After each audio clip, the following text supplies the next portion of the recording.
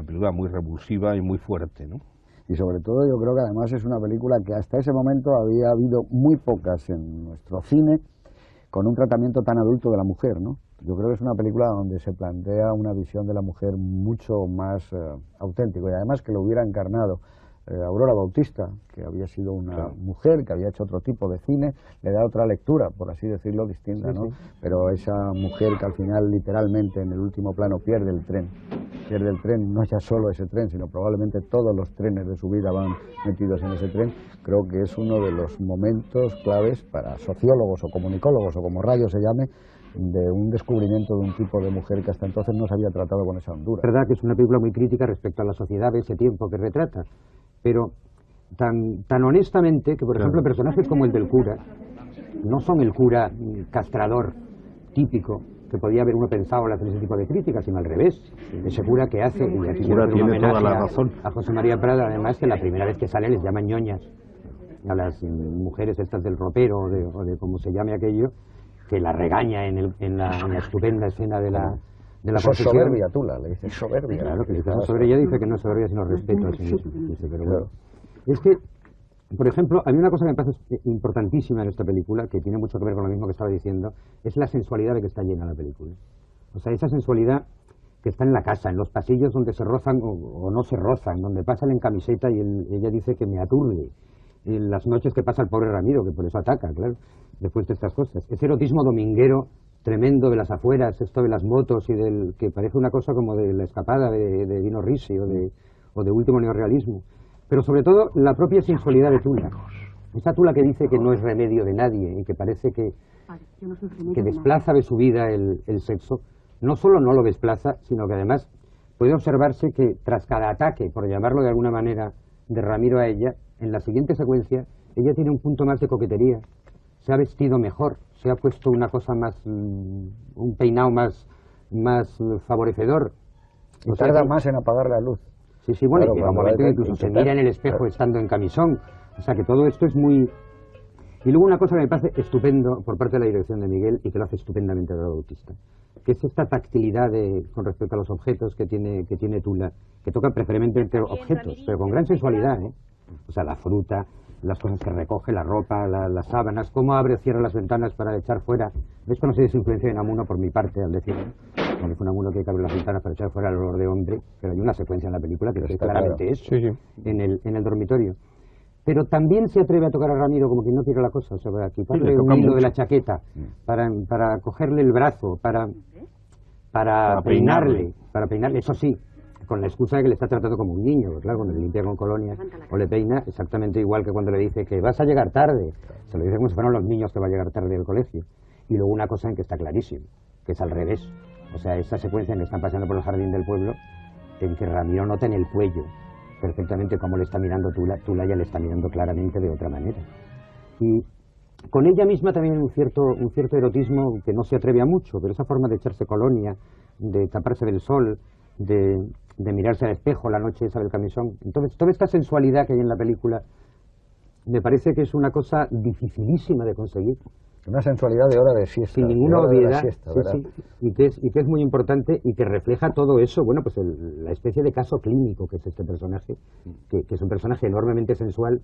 Tú te vas a sacar soltera con lo maja que eres. Una secuencia maravillosa en el jardín, en el pueblo, en el que hay esa especie de movimiento siguiéndole la nuca de esto, pues no puede ser algo más hitchcockiano, ¿no? Pero hay toda esa sutileza de la puesta en escena de la secuencia en la que le está limpiando con la colonia cuando está con anginas Ramiro en la casa y se rozan brevemente, todos nos damos cuenta, pero no lo subraya la puesta en escena, ni en el encuadre, ni la distancia de la cámara, y luego está el acierto de guión de que hay una secuencia posterior cuando aparece otra vez y vuelve de la cocina y le dije, ya sé yo lo que vas tú buscando, ándate con cuidado y esas cosas. Eso es donde da la vuelta de alguien que está deseando pero que se arrepiente de determinadas cosas. Esa función entre la puesta en escena y lo bien trabajado del magnífico guión es lo que acaba dando un empaste a la película emocional pues muy grande. En esa secuencia de la cocina dice una frase que es totalmente significativa de que se le ha escapado a ella misma, porque le dice, bueno Ramiro, si te encuentras mal me avisas.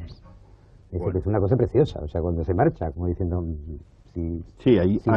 ahí ese tema queda un poco destapado, ¿no? Esa sensualidad que ha ido progresando a lo largo de toda de toda la película, en el veraneo en el pueblo, pasa a primer término y desemboca en esa secuencia en que efectivamente hay como un velado ofrecimiento, ¿no? Si te encuentras mal, si realmente pasas otra noche como las que te hemos visto que pasas, avisa, ¿no? Pero lo que ocurre es que se lo dice cuando ya Claro, ya el otro venía cuando de otra ya habitación. el otro está en otra historia, ¿no? Yo creo que todo eso está muy presente en la película porque, entre otras cosas, a Picasso y a sus guionistas les interesa más ese tema que el tema central de la novela, que yo creo que es el de la maternidad, que alguno de vosotros ha sugerido, ¿no? Es decir, yo creo que Tula, la Tula de la novela, la Gertrudis, que es su auténtico nombre en la novela, es sobre todo una madre, y es una madre también de Ramiro desde el primer momento. Es decir, ella asume el papel de madre, dejando a un lado el papel de mujer, claro. El papel de mujer. No de esposa, porque de alguna manera cumple algunas de las funciones de la esposa tradicional en esa casa, vamos, no algunas, sino prácticamente todas, excluida la relación puramente carnal con Ramiro, ¿no? Y por eso, desde el primer momento, ella trata a Ramiro como una madre y le cuida y le protege. Y yo creo que ella intuye siempre lo que le pasa. Es decir, yo no creo que sea un personaje totalmente inconsciente, yo creo que es un personaje profundamente reprimido, pero tal como la interpreta efectivamente Aurora Bautista, yo creo que esa sensualidad está presente en la conciencia de Tula, ¿no? Pero Tula es una persona a quien le cuentan un chiste verde al oído y no lo entiende. Claro, sí. Porque es que esa es pero yo estoy hablando de la sensualidad, no de la sexualidad. No de o sea, que se puede ser sensual pero ignorante. Claro, exacto, ignorante, es lo que yo quería evidentemente. decir. Lo de la maternidad... Pero ella en la novela, por ejemplo, tiene grandes dudas sobre si es o no estéril. Son temas muy unamunianos, por otro lado, el de la maternidad, paternidad y el de la esterilidad. En la novela incluso hay dudas de si es o no frígida, cosa que yo creo que es lo que tú estás diciendo, que en la película no es frígida. No, yo creo que no, que claramente la película no es frígida, ¿no? Y yo creo que lo que ocurre es que además se encuentra con un hombre muy torpe, un hombre muy atribulado, muy apesadumbrado siempre, que eso sí que es igual, o casi igual que en la novela. Es decir, Ramiro, desde el comienzo de la novela, es un personaje pasivo, ¿no? Descolocado, un personaje pasivo, un personaje que incluso en realidad... Él de quien se enamora es de Tula y no de su hermana Rosa, pero no es capaz de decirlo. Es decir, primero se ha dirigido a Rosa y después se ha dirigido a Tula, y cuando ya Rosa le ha aceptado se da cuenta de que es Tula la que realmente le atrae. Entonces, este personaje luego vive siempre, desde el primer momento, eso está muy bien dado en la película, desde el primer momento aparece como con flatos, con dolores de estómago, Tula le coloca la chaqueta, el abrigo, y la empuja incluso para que se vaya. El personaje de Carlos Estrada, o sea, sí, Carlos Estrada claro. Con camiseta por el pasillo, como no hay ninguna chica aquí, que debería ser quien debería decirlo. Y ya se lo advierte pero Tula. Decirlo, claro, quiere decir que entiendes que le perturbe a Tula esa aparición por supuesto, de ese tío torpe, pero que está muy bien. Pero la dirección... pero quiero decir que está magnífico Estrada, pero un hombre más emprendedor, no digo más guapo, porque guapo es guapísimo Carlos Estrada y además está muy bien en la película, pero un hombre con más capacidad de hacerse entender, de mostrar esa sensualidad y de mostrar las propias necesidades de Tula, probablemente hubiera acabado con la represión de Tula, pero yo creo que es que Ramiro está perdido en la historia. Una cosa que han cambiado los guionistas con respecto a la novela, que a mí me parece muy importante, es que tú recordarás, que tienes reciente la novela por lo que veo también, que en la novela Tula se va a casa de ellos y aquí ellos se han ido a casa de Tula. Sí. O sea que es ella quien domina, que es importante. Muchísimo más, y es importante ese cambio, ¿eh? Los ha recogido a los niños, a los 3 niños que son aquí, incluido el padre, y es importante. La prueba es que cuando se plantea quién tiene que irse, claro, Tula dice: es mi casa. La película está llena de grandes hallazgos cinematográficos. A mí hay una escena que me gustó especialmente cuando la vi y me sigue gustando, que es cuando leen la carta de Tula Estrada y el pretendiente de ella, que ahí hasta, si os habéis dado cuenta, hasta moscas. Hay moscas que están una mosca que pasa por el plano. de ellas, y le da una verosimilitud, que son esas cosas que la gente de la Nouvelle Vague decía que te producía creer ya a ciegas en una película de este tipo, ¿no? Esa carta además es muy significativa porque ella es una mujer muy inteligente. Esa carta está redactada por una mujer muy inteligente, que sabe perfectamente lo que quiere, y probablemente lo que quiere, aunque todavía no se ha dado cuenta ella o no se lo ha querido confesar a sí misma, es quitar cualquier barrera que pueda apartarle a ella de Ramiro, porque ella en el fondo lo que no quiere es separarse de Ramiro, eso es evidente, claro. La escena de la confesión, en tempo, en medida, en el color de la voz, en cómo se cortan a veces y se interponen las palabras de los dos juntos, y entonces el otro, no, déjame seguir, es algo prodigiosa esa escena. Yo no puedo estar, ¿no? Yo creo que esa escena es prodigiosa, porque además, como en toda la película, Picasso tiene tal confianza en el material interno que tiene dentro del plano, mantiene el plano fijo, sostenido con una convención. Que claro, no se podría, sí, está rodado es partido, una convención, está muy bien. Eso es como lo de la caja de caballos. Claro, efectivamente, es una convención el confesonario ese, tal como está, pero él tiene dos actores magníficos, una escena magníficamente escrita, y ahí no hace nada, simplemente coloca la cámara enfrente. En un momento como el momento actual, en que el cine parece que todo tiene que ser la cámara moviéndose, las grúas para arriba, para abajo, la cabeza caliente, que no nos dejan ver nunca cómo canta una señorita, cante bien o cante mal. Explica un poco, porque mucha gente no sabe qué es la cabeza caliente. La cabeza caliente es esa cosa que yo no sé muy bien por qué es así, es una grúa gigantesca. Es una grúa gigantesca que camina muy deprisa, y se acerca desde lo alto del plató hasta la cara de Rocío Jurado. Lleva la cámara colgada de un brazo muy largo. La cara de Rocío Jurado, corta el plano y entonces se va otra vez a otra esquina de arriba y vuelve otra vez para allá. Es una cosa absolutamente espantosa y anticinematográfica, con perdón de los compañeros realizadores que la utilizan. Pero a mí me parece un horror, ¿no? En cambio, Miguel Picazo sabe que lo que importa es lo que hay dentro del encuadre y que eso esté bien. Entonces, luego hay que encontrar ese encuadre, hay que encontrar el encuadre preciso y el encuadre expresivo, o el movimiento de cámara.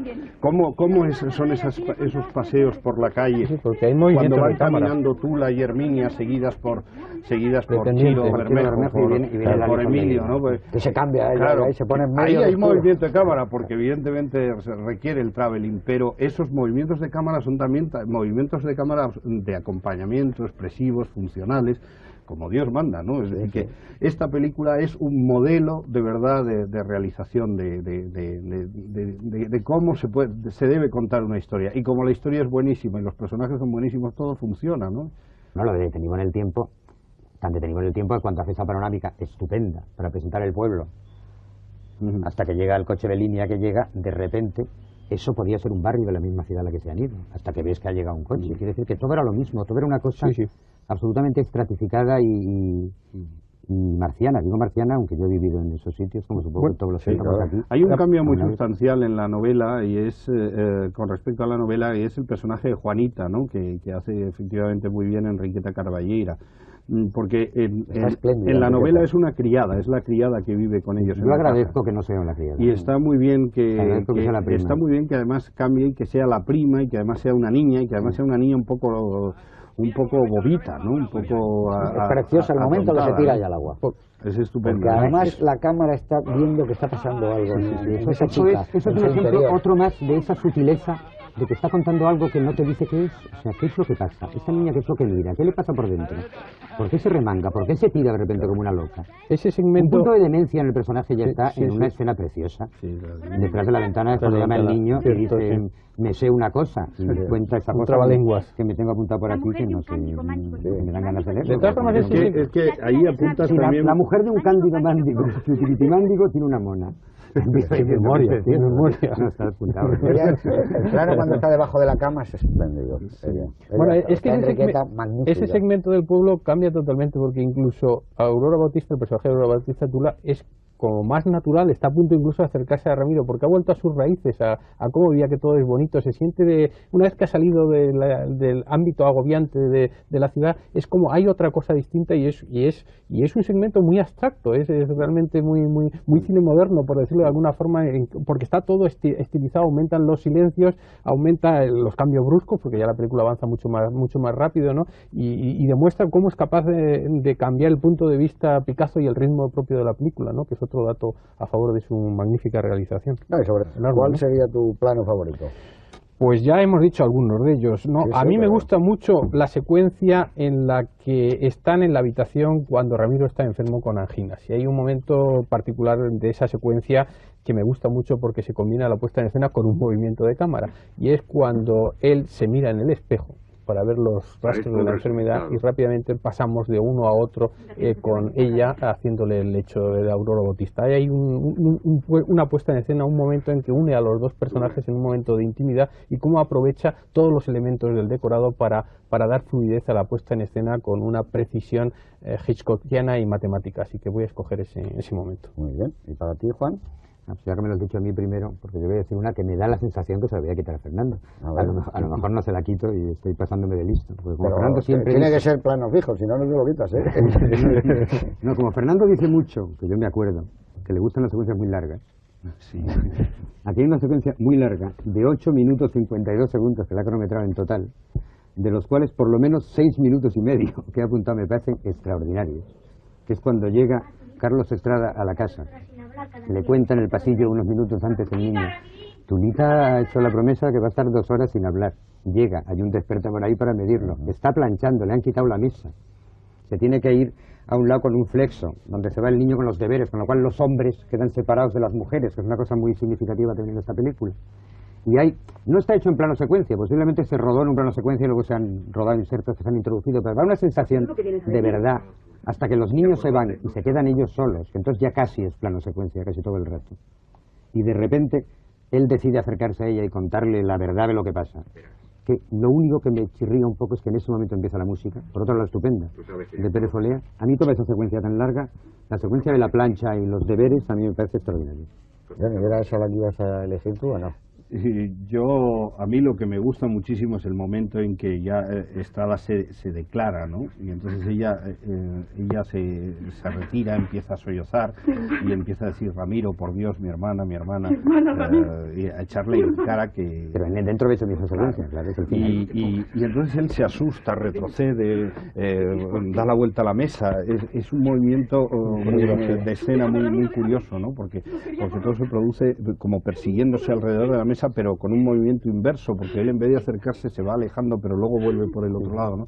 Toda esa escena yo creo que está rodada magníficamente, que tiene no solo rodada, sino concebida y expresada muy bien por los actores. A mí ese es el momento probablemente que me gusta más, ¿no? Pero hay muchísimos momentos en la película. El comienzo de la película, cuando de pronto sale de la habitación Tula y se queda sentada a la puerta y se queda sola y empiezan los títulos de crédito, me parece que sobre todo es que, como decía Eduardo, que es muy breveriano, y sale en la caja, y salen todos, y por un filo de la puerta tú estás viendo que van bajando y que van saliendo y va saliendo la gente, y entonces ese plano tiene una especie de movimiento que no termina nunca, porque hay algo que te está pareciendo que es absolutamente real, y es el filo de esa puerta. Pero luego yo voy a ser absolutamente convencional y yo voy a quedarme con el trabajo de Miguel Picasso en el último plano de la película, que es muy largo, está hecho en una toma. Y él llega, sube arriba, que el Tula, que el tren sale, la despedida, los niños, ella baja, el tren que arranca. Ese es un plano de maestro, ese es un plano soberbio, ese es un plano maravilloso. Y además luego puedes darle esa otra lectura, que yo la prefiero a verla a ella, ya lo sé que se había cortado, sola ese día de aniversario, el Día de los Difuntos, que queda mejor. Y que no han ido. Yo creo que el final de ese plano ya lo dice todo. Además es una metáfora tan clara que has perdido el tren, hija mía. Y te estás dando cuenta tú ahora. Quizá si hubieras puesto también algo de tu parte, pero yo me resisto a creer que también había gente en esa época que decía: ¿por qué una mujer tiene que ser o boda o parroquia? Es que hay más vidas que se pueden hacer aparte de una boda y de una parroquia. Es que hay una vida independiente que cualquier persona tiene derecho a ello. Y eso está todo muy bien captado. Eso es lo que tú decías, me parece como temperatura moral. La temperatura moral de una época. Sí. Que había en esa época, sí, ¿no? Sí.